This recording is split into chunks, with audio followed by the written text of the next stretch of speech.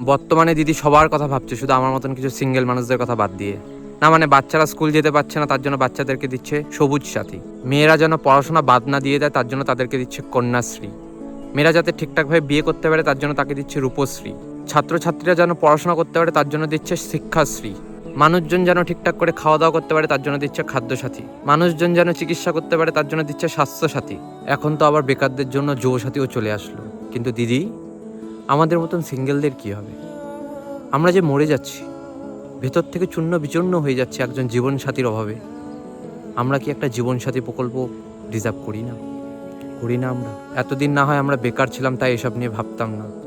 এখন তো তাও আপনি আমাদের জন্য কিছু ভেবেছেন, কিছু দিচ্ছেন, তো একটা জীবনসাথীর ব্যবস্থা করে দিন। সব প্রয়োজনীয় সাথীর সাথে এই সাথীরও তো একটু দরকার হয়, একটু বুঝুন না। মানে খাদ্যসাথী, স্বাস্থ্যসাথী সব কিছুই ঠিক আছে, কিন্তু এটারও তো দরকার জীবনে। তাই আমাদের জন্য একটু ভাবুন না।